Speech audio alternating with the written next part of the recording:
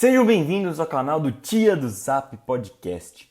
Bom, gente, aqui vai a íntegra com a entrevista com o nosso economista Luiz Carlos Berti. Eu vou repetir o currículo dele aqui, beleza? Ele é bacharel em economia pela FAAP, fez especialização em Futures and Options Strategies for Commodities pela Chicago Board of Trade, MBA em Finanças Empresariais pela FEA-USP, mestrado em Modelagem e Matemática pelo IME e pela FEA na USP, e ele é doutorando em Geografia Humana pela Faculdade de Geografia da USP.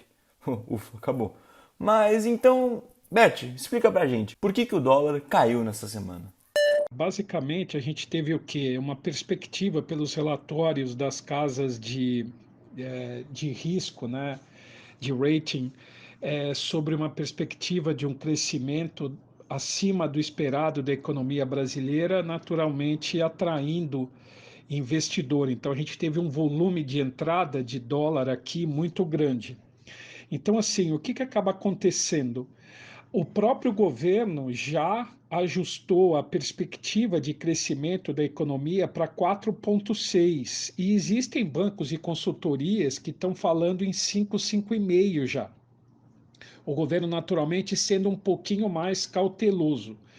Realmente, se a gente tiver a aceleração da vacinação, no mínimo com uma primeira dose mais maciça, e a gente torce muito para isso, pode ser que você vá minimizando o risco de novos lockdowns, de novas restrições, o que naturalmente vai estimular o emprego, que estimula a renda e vai estimular naturalmente a atividade econômica. Então, assim, a gente continua a ter a questão da pandemia como um direcionador, como um drive, como a gente fala, para aquilo que pode acontecer no mercado. Tá? Fora isso, a gente tem uma tendência de política de juros que provavelmente, pela sinalização do Banco Central, vai continuar alta para segurar a inflação. O que isso gera de atratividade para dólar, para entrada de dólar aqui, o que naturalmente vai desvalorizar o dólar e valorizar o real? Basicamente, o que? A oportunidade de você ganhar no spread de juros entre o mercado americano e europeu, com aquilo que a gente está oferecendo de juros aqui, fora a variação cambial.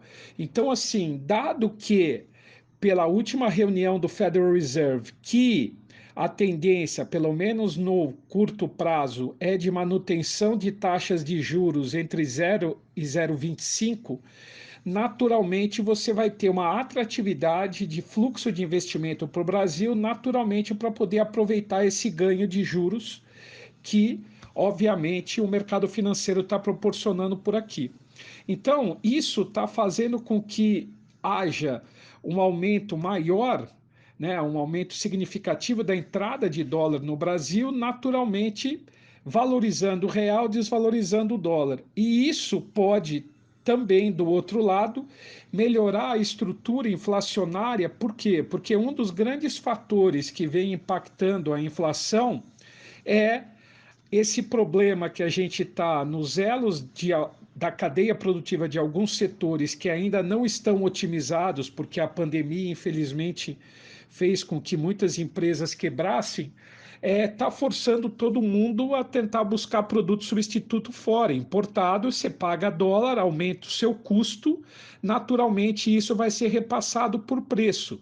Como exemplo, vide o que está acontecendo no setor automobilístico, que de um lado os carros estão subindo, do outro você vai acompanhando semana a semana as montadoras parando, reduzindo produção, porque você não tem insumos para produzir, né? O problema agora são condutores e semicondutores.